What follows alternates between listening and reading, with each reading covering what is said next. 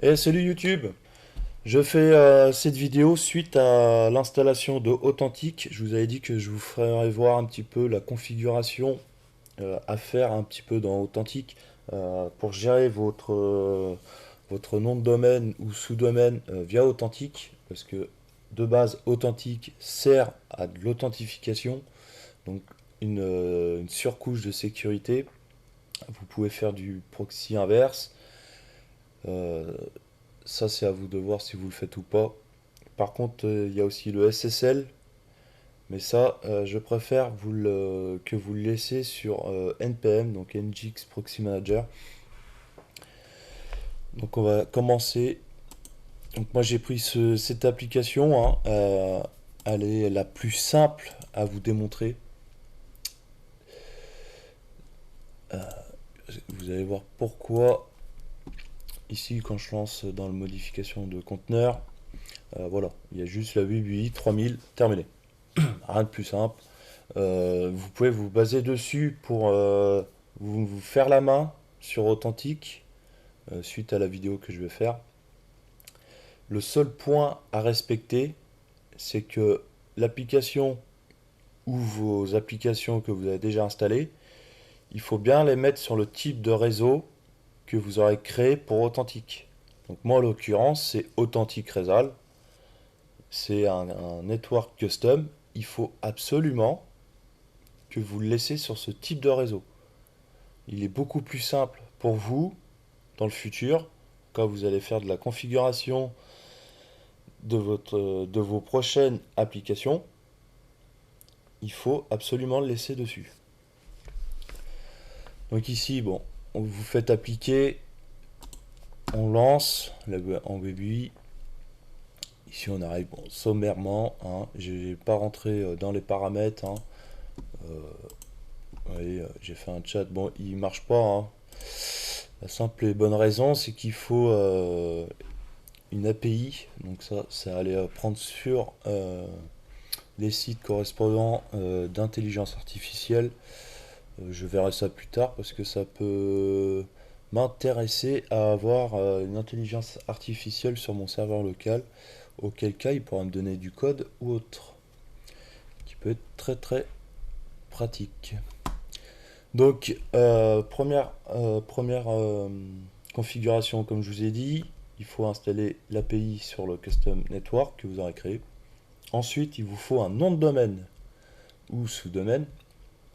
Vous le créez pour avoir accès de l'extérieur d'ici.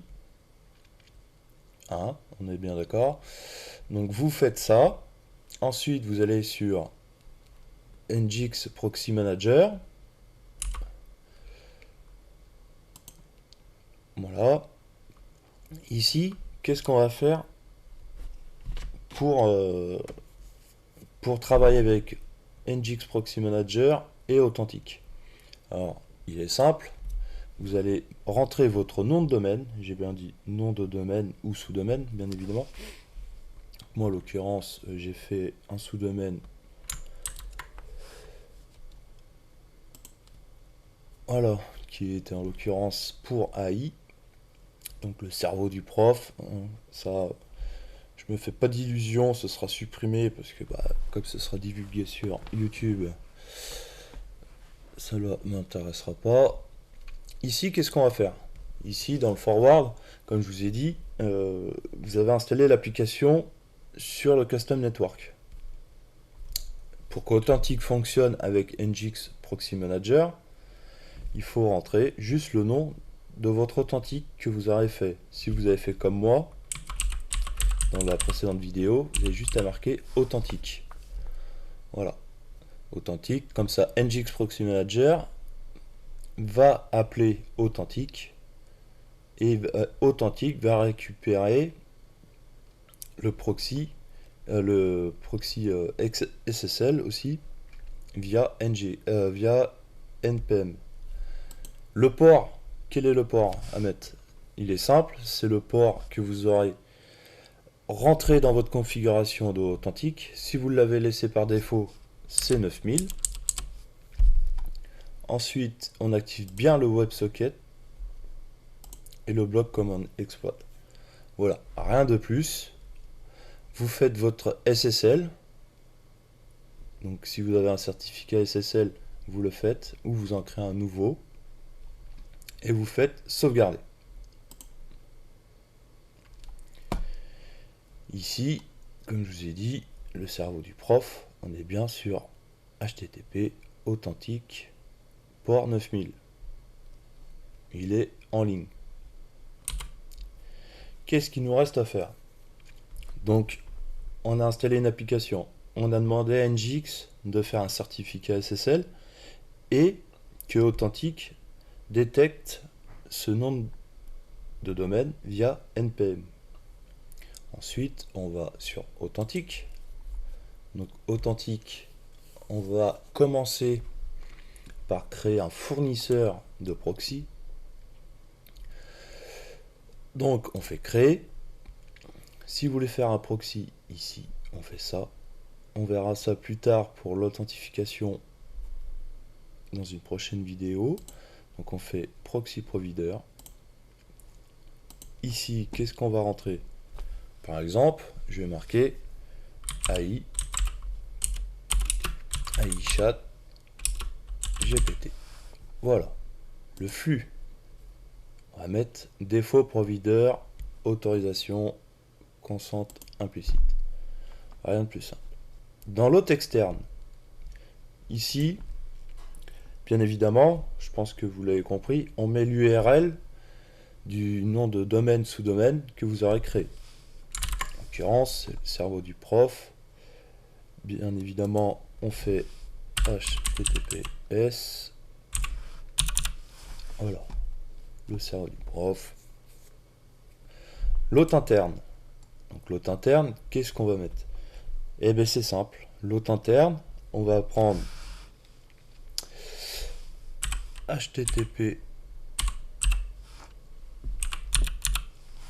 avec l'adresse IP de votre Unread. Ici, on est bon. Et ensuite, on va rajouter le port de votre application créée. En l'occurrence, AI Chat GPT, c'est 3000. Ici, on n'y touche à rien. L'authentification, ici, c'est pareil, on ne touche à rien pour l'instant. On n'a pas besoin de plus. Voilà. Le fournisseur est créé. Bien évidemment, il est dit ici que le fournisseur n'a pas d'application. Donc il va falloir créer l'application. L'application, on en crée une nouvelle. On fait AI Chat GPT. Le groupe, soit vous faites un groupe ou pas. Ici, on va faire intelligence artificielle. Le fournisseur, du coup, comme on vient de créer AI Chat GPT, on va le rentrer. Ici, on choisit Any. L'URL de lancement, on laisse vide. Comme ça, c'est Authentique qui va gérer l'URL. Ici, moi, je le coche parce que sinon, quand vous faites via Authentique, cela vous envoie directement sur votre site. Moi, je préfère que ça ouvre un nouveau onglet. C'est plus pratique. Ici, on fait créer. L'intelligence a bien été faite. On retourne dans fournisseur. Ici, on voit bien assigné à l'application AI Chat GPT. C'est parfait. Il nous reste plus que l'avant-poste. Donc ici, comme je vous ai dit, on va créer l'avant-poste. L'avant-poste, on modifie l'authentique embed. Et là, qu'est-ce qu'on va faire? On va laisser cette configuration de l'avant-poste. Là, vous voyez que il y a déjà quelque chose de grisé parce que je l'ai fait auparavant. On va juste faire CTRL sur le clavier. On choisit AI Chat GPT. On fait ça. on fait mettre à jour et c'est parfait. Là, votre avant-poste est toujours configuré puisque vous l'aurez au préalable configuré par défaut. Donc là, prenez bien conscience que toutes les applications vers vos sites ou nom de domaine que vous aurez fait, il faudra bien aller ici et toujours retenir la touche contrôle et cliquer. Il faut bien que tout ça soit bien grisé, sinon ça va les désactiver. En l'occurrence, cela ne fonctionnera plus.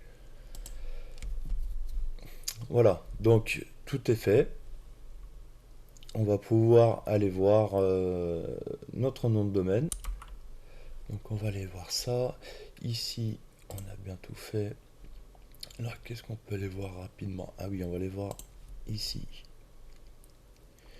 Ici, vous aurez toute votre configuration que vous aurez fait au préalable pour votre fournisseur. Vous pourrez éditer, faire de l'authentification avec l'ID client, tout ça. Ici, ce sera plus interne à Authentique.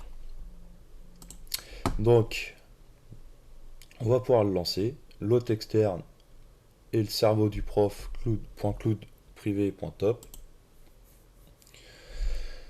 Voilà, ici, c'est bien été lancé via Authentique, hein, on est d'accord. On peut réessayer. Hop. Voilà, on va... Alors, si on pouvait faire un logout, je sais pas si on peut. Ça, c'est pas mal, j'aime bien. Non, on va pas pouvoir. Donc là, en l'occurrence, comme je vous l'ai dit, hein, on a fait le fournisseur en premier, qui sera votre proxy. On fait l'application et on modifie tout ça. Et enfin, on modifie. On ajoute dans l'avant-poste de Authentique. Une fois fait tout ça, c'est votre nom de domaine qui passera par votre routeur, ensuite qui sera retransféré à NPM pour votre certificat SSL, qui lui enverra sa requête envers Authentique, et Authentique va autoriser l'application selon votre configuration que vous aurez faite. Il n'y a rien de plus simple. Cela vous donne un accès à votre nom de domaine via Authentique et NPM. Il n'y a rien de plus simple à faire.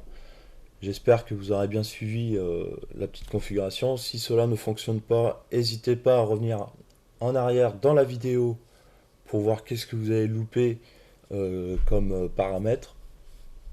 On va voir après aussi d'autres choses. Il faut que je voie ça de mon côté pour faire de l'authentification bien forcée. Ici, on est bien dans l'édition de fournisseur. Donc là, quand je clique du coup sur mon sous-domaine, on arrive bien sur le nom de domaine que j'avais créé avec vous. Du coup, pour comment faire ah, c'est pas comme ça, c'est ici. Ici, vous aurez accès au panel là. Vous allez voir toutes les connexions qui se sont faites avec des autorisations. Donc chaque autorisation d'un nouveau utilisateur ou d'un utilisateur connu, du coup vous aurez des rapports ici. Là vous aurez le mode édité. Bon ça vous savez, hein. Ici c'est pour lancer une commande de test. Par exemple pour savoir si vous avez une mauvaise commande, cela va vous le dire. Auquel cas on choisit le outpost. Pourquoi? Parce que c'est dans l'avant-poste qui a été créé précédemment, on a bien autorisé AI ChatGPT. On fait vérifier. Et voilà, là on a un retour en disant réussite. La requête test elle a bien été envoyée. Log message, on n'en a pas puisqu'il n'y a pas d'erreur. On refait un petit vérifier. Voilà. Là, on sait que la configuration fonctionne.